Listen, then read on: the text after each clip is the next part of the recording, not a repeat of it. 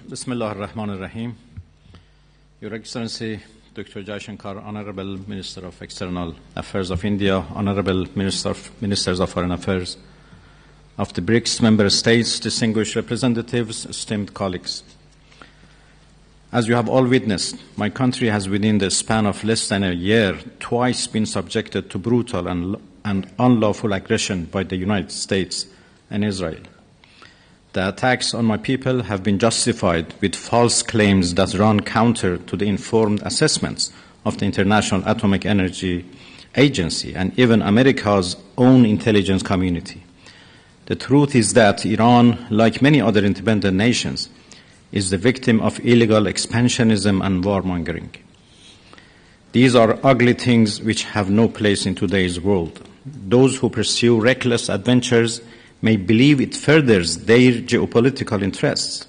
But as consumers and governments around the world now sense and understand, regional instability is a lose-lose proposition for all sides, including the aggressors. In the face of horrific violence, the Iranian people have firmly and proudly stood up for themselves. Did we retreat from our ideal of independence? Did we surrender to the will and whims of imperial power? The answer is clear. We did not and never will. I come from an ancient land whose leaders have stood courageously by their people in the pursuit of justice, independence, and the defense of sovereignty and territorial integrity, sacrificing their lives for historic and national ideals. I speak for an Iran whose armed forces, medical personnel, school teachers, and law enforcement officers never once placed their own safety above saving the lives of those they are duty-bound to protect and served with honor on the front line of humanity. I speak for a people which, under horrific bombardment, chose to stand firm, for the mothers of Minab who did not bend under the grief of losing their children, for young people who refused to let the dust of war erase their bright futures, and for a nation that, despite all pressures, continue to believe in a free, stable, and just world.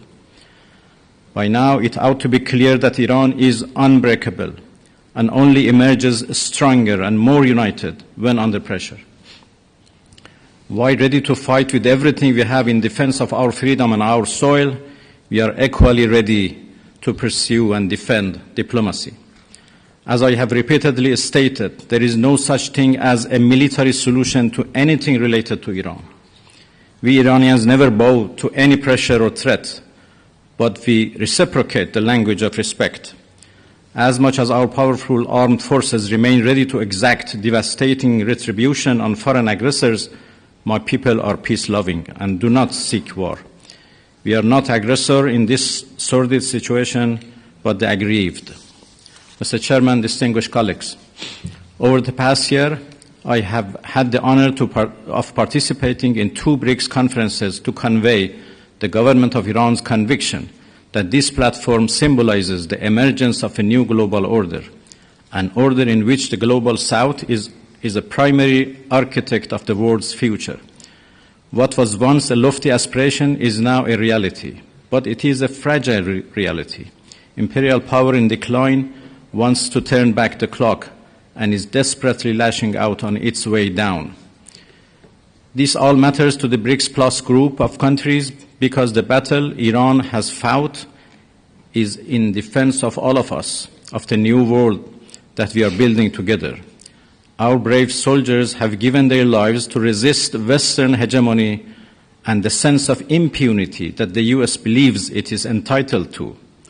While Iran is grateful for the support and solidarity it has received from BRICS countries, it is imperative that we jointly step up our work towards ending this sense of entitlement, which has no place in today's world. To virtually everyone in this room, our resistance against US bullying is not an unfamiliar battle. So many of us encounter slight variations of the same repugnant coercion. It is high time for us to jointly step up and work towards making clear that those practices belong in the dustbin of history. Today, our nations are closer to one another than ever before, and we cannot ignore the common and dangerous challenge we all face. history has shown that empires in decline will stop at nothing to arrest their inevitable fates. A wounded animal will desperately claw and roar on its way down. The putting away of all pretenses is apparent in the horrors that the West has shamelessly underwritten or outright pursued in the global South, whether in Asia or Africa or Latin America. What was once framed as unthinkable and decidedly shameful is now either overlooked or openly embarrassed in Western capitals, i.e. horrific genocide, shocking violations of the sovereignty of nations, and outright state piracy on the high seas. These crimes and the Western silence they are met with can only take place if there is a sense of impunity. That false sense of entitlement must be shattered by all of us. Iran, therefore, calls upon BRICS member states and all responsible members of the international community to explicitly condemn violations of international law by the United States and Israel, including their illegal aggression against Iran, a member of BRICS, prevent the politicization of international institutions, and take concrete action to halt warmongering and to bring an end to the impunity of those who violate the UN Charter. We believe that BRICS can and must become one of the principal pillars in shaping a more just, balanced, and humane global order, an order in which might can never make right. Nations which stand up for their dignity and independence may endure hardship, but they will never be defeated. Thank you, Mr. Chairman, for your attention. Thank you, Excellency. I would